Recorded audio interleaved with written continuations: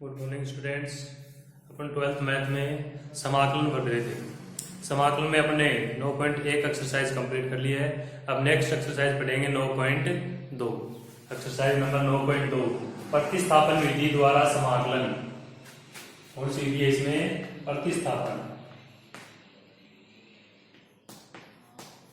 प्रतिस्थापन विधि द्वारा समाकलन।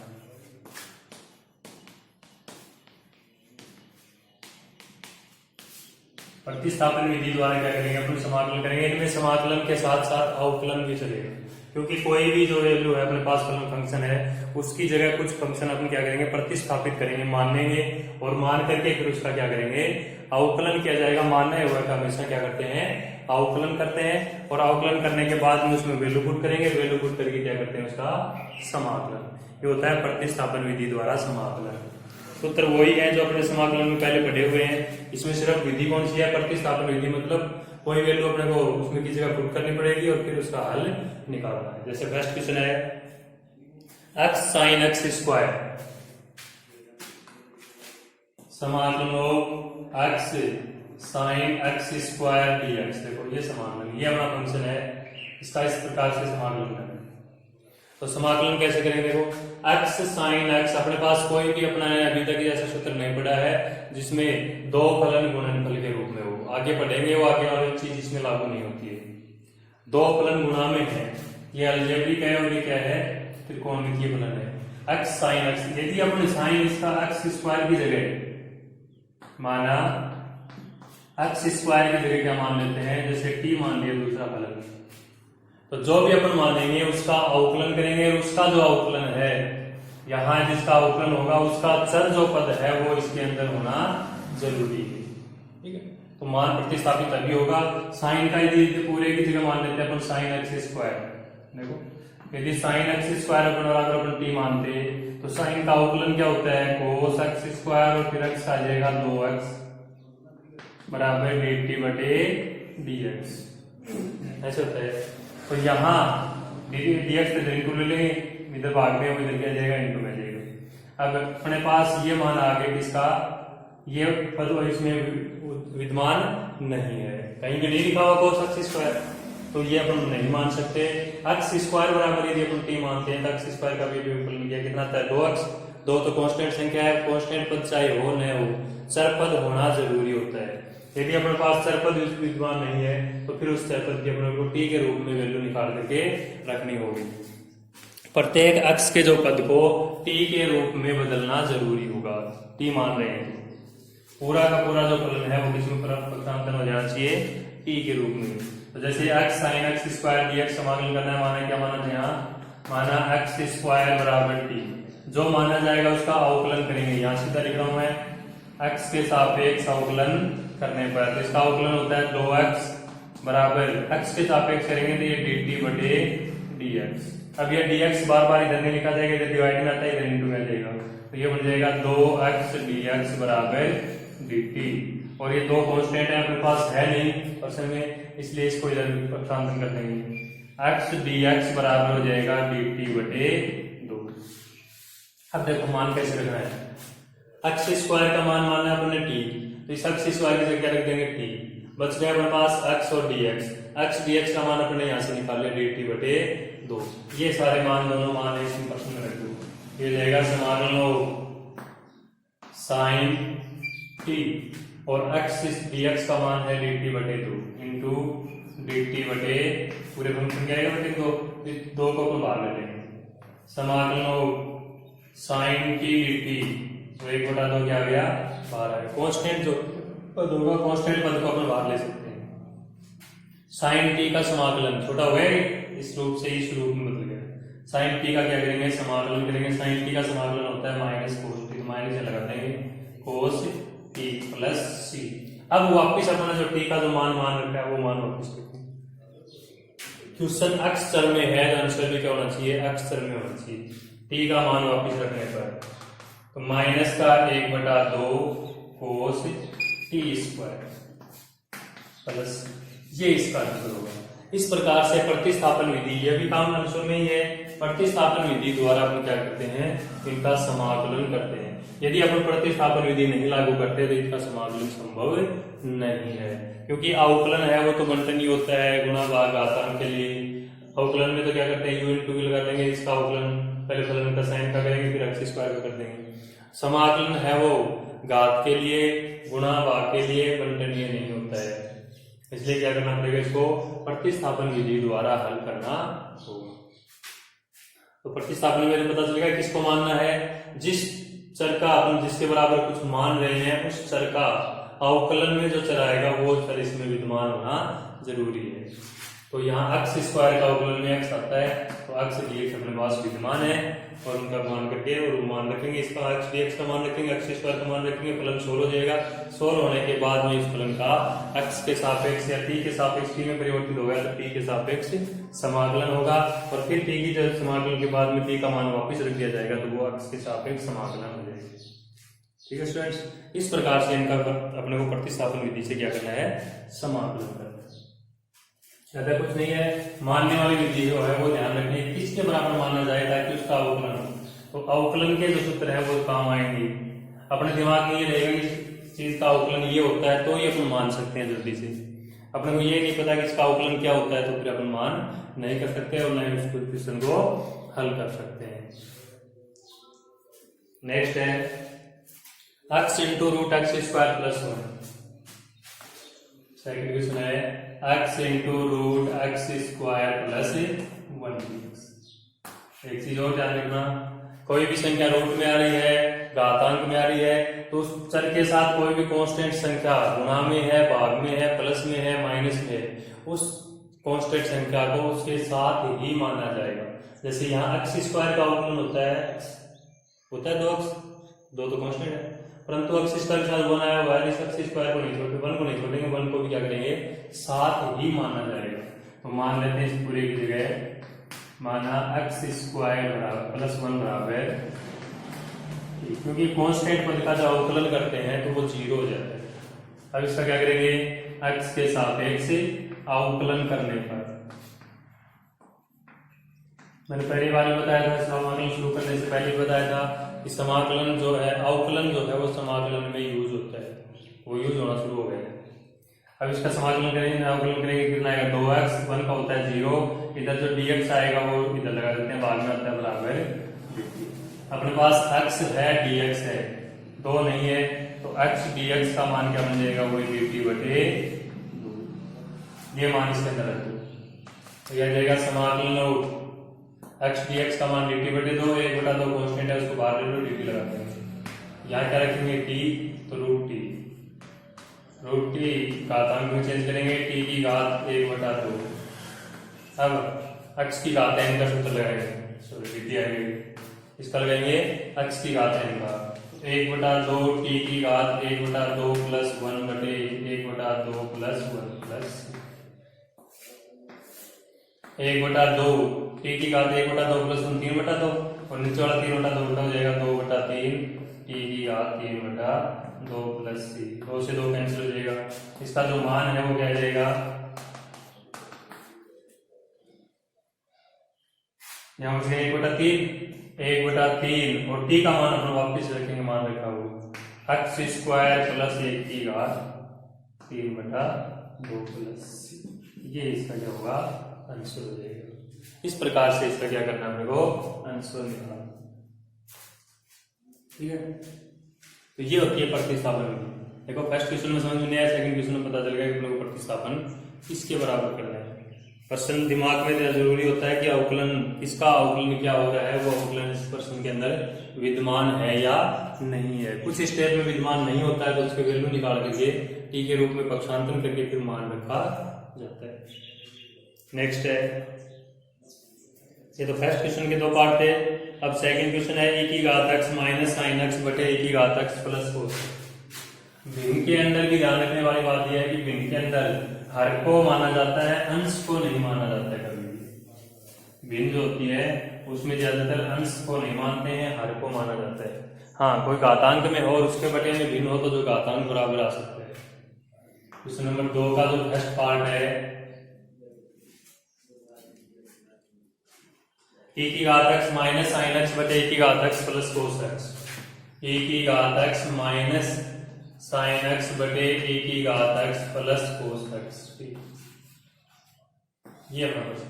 देखो इसमें x की जगह अपन क्या करेंगे, t मान, तो अवकलन करेंगे तो e की घात x का अवकलन e की घात x होता है, कोस x का माइनस साइन x होता है, इसका अवकलन विद्यमान है। माना e की घात x प्लस कोस x बराबर e की घात x का अवकलन x के सापेक्ष अवकलन, यहाँ बार बार लिखने की आवश्यकता नहीं है, माइनस साइन x dx बराबर क्या बन जाएगा, dt।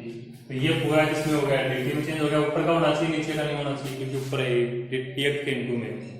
तो समाकलन हो 1/t और ये आ गया मान dt। 1/t का समाकलन log t plus c, t का मान रखो वापिस log e की घात x plus cos x plus, ये इसका क्या जाएगा, आंसर आ जाएगा। इस प्रकार से हम क्या करते हैं, इनको सोल्व करते हैं। नेक्स्ट, e की घात x बटे √1 प्लस e की घात x,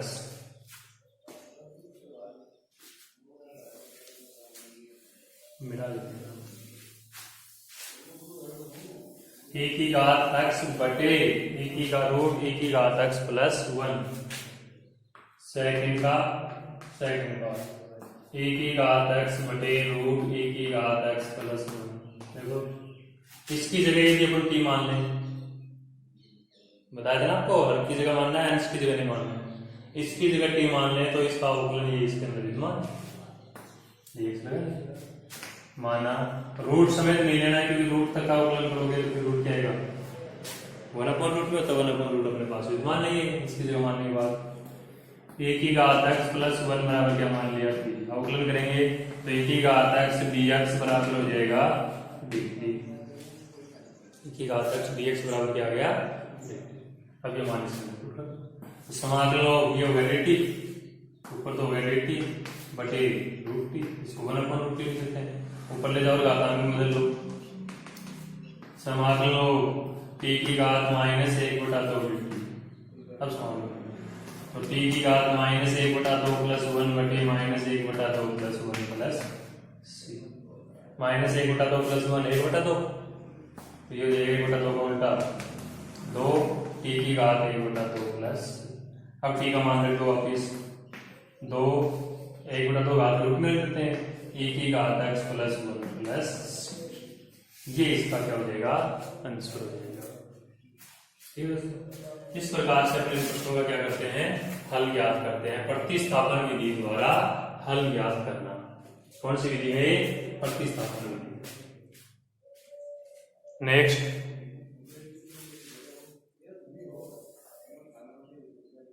question number 3, root e की घात x प्लस 1, रूट e की घात x प्लस 1,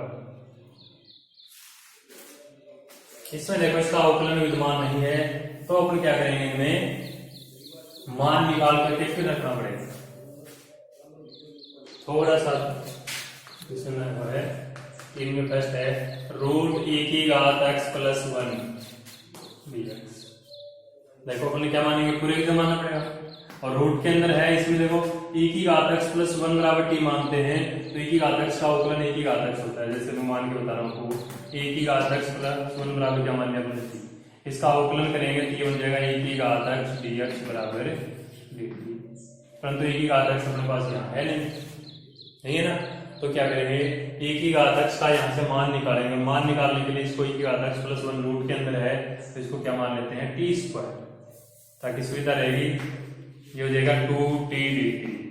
अब e की घात x का मान यहाँ से निकालेंगे, ये 1 इधर चला जाएगा, e की घात x का मान हो जाएगा t² माइनस 1, और वो t² माइनस 1 इसके बटे में देकर लिख देंगे, तो dx बराबर, क्योंकि अपने यहाँ सिर्फ dx है, ये तो रख दिया अपन मान लिया, dx बराबर हो जाएगा 2t dt बटे ये e की घात x का मान, और ये भाग में जाएगा t² माइनस 1। इस प्रकार से प्रत्येक फलन को क्या करेंगे, t के फलन में परिवर्तित करेंगे x के फलन में, तो e की घात x प्लस 1 का मान तो ये रखेंगे और dx का मान ये रखेंगे, ये हो जाएगा समाकलन लोग टी स्क्वायर रूट और dx का मान है 2t dt बटे टी स्क्वायर माइनस 1 इंटू में टी स्क्वायर का रूट किया जाएगा T into T, T square बन जाएगा 2 बार लो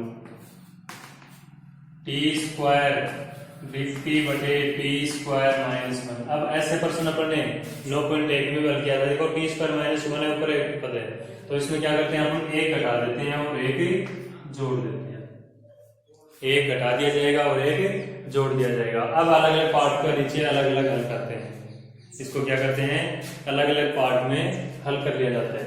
टी स्क्वायर माइनस 1 के नीचे अलग और 1 के नीचे अलग। ये हो जाएगा 2 तो बाहर है, टी स्क्वायर माइनस 1 बटे T square minus 1 plus 1 upon T square minus 1 D. समाकलन को भी अलग कर दो तो हो जाएगा 2 इंटू समाकलन लोग 1 डी टी माइनस समाकलन log 1 upon T square minus 1 D T. देखो यहाँ 1 का स्क्वायर लगा सकते हैं। अब अपने पास एक सूत्र होता है, क्या सूत्र होता है कि समाकलन लोग 1 बटे x square plus a square है minus a square, x square minus a square dx का समाकलन का सूत्र होता है 1 upon 2a log x minus a बटे x plus a, x minus a बटे एक्स प्लस ए। यह सूत्र होता है। इस सूत्र की सहायता से हम क्या करते हैं इसका समाकलन करेंगे। सूत्र पढ़ेंगे आगे वाले एक्सरसाइज में, तो यहाँ यूज हो रहा है। तो ये हो जाएगा 2 इंटू एक्स का समाकलन 1 का हो गया टी माइनस इसका हो जाएगा 1 बटा 2, ए का मान 1 है, log t माइनस 1 बटे टी प्लस 1। यदि ये T square plus a square होता तब तो टेन इनवर्स बन जाता, परंतु माइनस का है इसलिए प्लस सी। अब टी का मान वापस रखना है, किसका मान रखना है टी का। तो टी स्क्वायर का मान ये है तो टी का मान कितना आएगा रूट रहेगा। इसका आगे का पार्ट लिख देता 2 से गुणा कर देता हूँ, रूट e की घात x प्लस 1 माइनस 1 बटा 2 से 2 कट जाएगा, log e की घात x प्लस 1 का रूट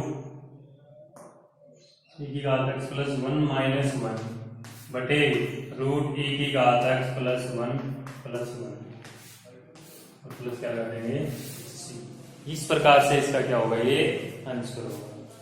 ठीक है, देखो इसमें कोई दिक्कत हो किसी प्रकार की। प्रश्न क्या है अपना समाकलन रूट e की घात x प्लस 1 dx। तो समाकलन रूट e की घात x प्लस 1 में क्या करते हैं a की घात x प्लस 1 रूट के अंदर है तो इसकी जगह क्या मानेंगे टी स्क्वायर। इसका अवकलन करेंगे e की घात x dx बराबर 2t dt। अब यहाँ e की घात x बच गया है, वो अपने प्रश्न में विद्यमान नहीं है। प्रश्न में विद्यमान नहीं है जिसका यहाँ से मान निकालने e की घात x का मान कितना जाएगा टी स्क्वायर माइनस 1, वो याद रखते हैं इसको बाद में। तो dx का मान ये हो गया और इसकी घात x प्लस 1 का मान ये हो गया, दोनों मान इसको सरल करेंगे तो टी स्क्वायर बटे टी रूट स्क्वायर का रूट टी आएगा, टी को टी से इंटू करेंगे तो टी स्क्वायर बन जाएगा, 2 बार लेंगे, एक बार 1 जोड़ेंगे एक बार 1 घटाएंगे, फिर इसको हल कर लेंगे। ठीक, इसमें यह सूत्र काम होगा। तो सूत्र जरूरी है याद रखिए, प्रत्येक प्रश्न सूत्रों पर आधारित है। सूत्र जब तक याद नहीं है तो कोई प्रश्न हल नहीं कर सकते। नेक्स्ट क्वेश्चन अपना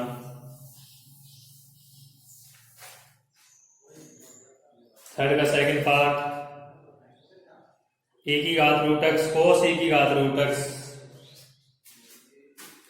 समाकलन e की घात रूट एक्स कोस e की घात रूट एक्स बटे रूट एक्स dx। इसमें देखो वही चीज है, यदि कोस के बराबर मानते हैं तो कोस का अवकलन होता है माइनस साइन, तो माइनस साइन इसमें विद्यमान नहीं है। तो इसका ये जो कोण है ये मान लो या ये मान लो, ये दोनों बराबर होते हैं। तो e की घात माना e की घात रूट x बराबर क्या मान लिया x के सापेक्ष अवकलन करने पर। तो e की घात रूट x का अवकलन करेंगे तो e की घात x में तो e की घात x आएगा, फिर रूट का करेंगे तो आएगा 1/2 रूट x और x का जाएगा 1 और बराबर dx लगा करके इधर क्या जाएगा dt।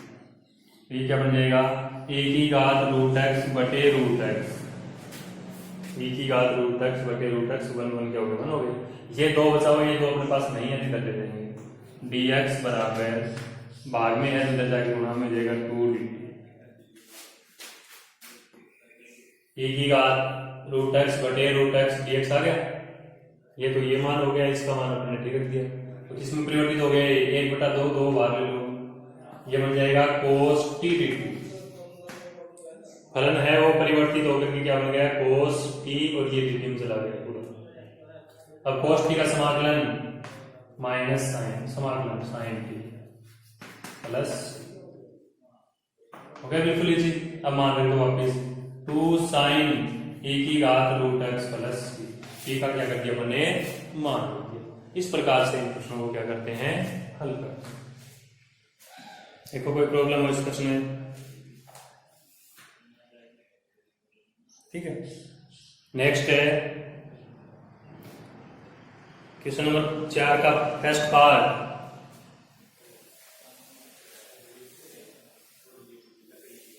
क्वेश्चन नंबर 4 का first part, 1/x 1 plus low, 1/x into 1 plus log x। देखो इस क्वेश्चन में आपको लॉजिक बता देता हूँ।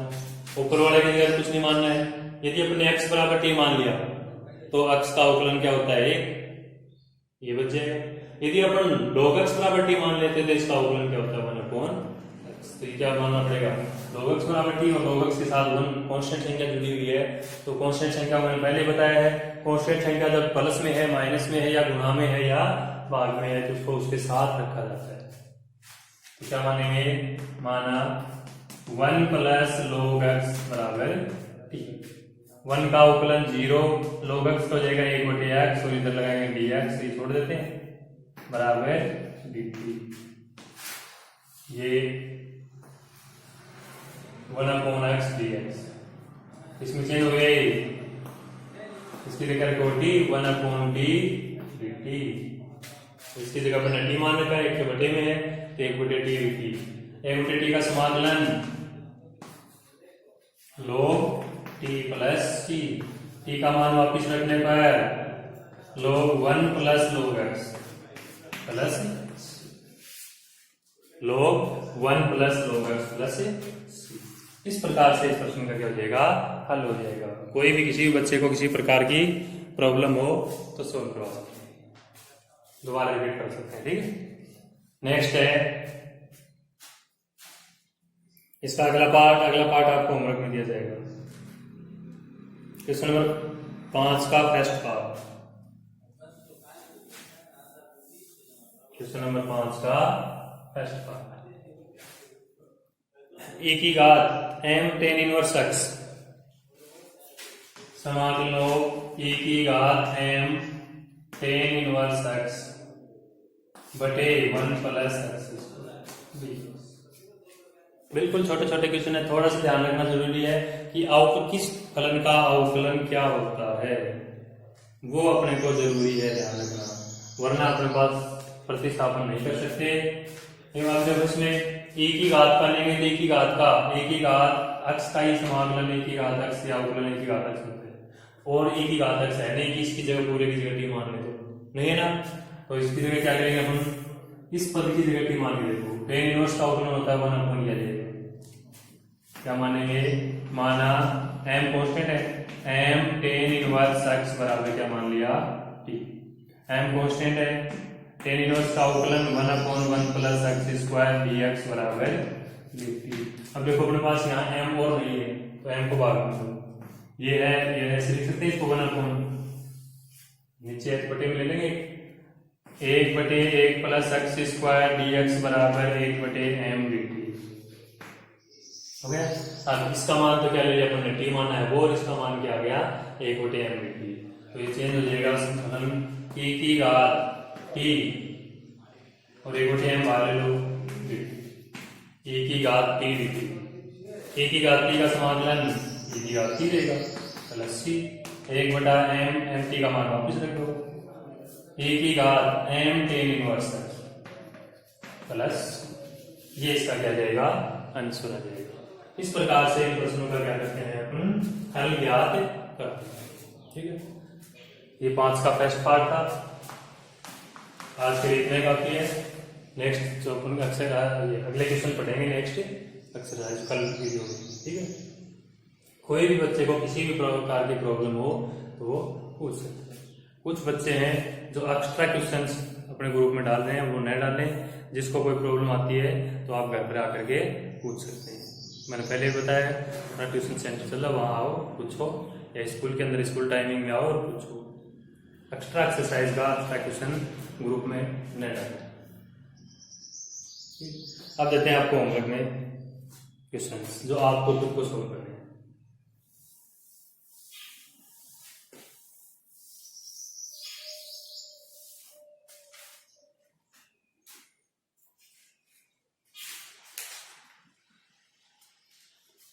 जैसे फर्स्ट क्वेश्चन है, अपने छोड़ दिया था 4 का second part, 1 plus log x की होल क्यूब बटे x। समाकलन लो 1 प्लस log x की होल क्यूब बटे x dx। सेकंड क्वेश्चन है,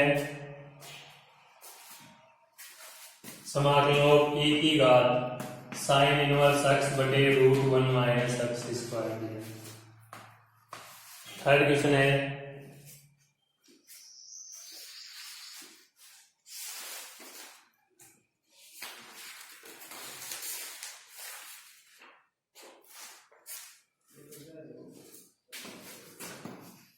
साइन √x बटे √x dx। ये 3 क्वेश्चन आपको होमवर्क में करने हैं। प्रत्येक बच्चा होमवर्क जरूर करे, क्योंकि कई बच्चे होमवर्क अब भी नहीं कर रहे हैं। ठीक है, आज के लिए इतना ही काफी है। धन्यवाद।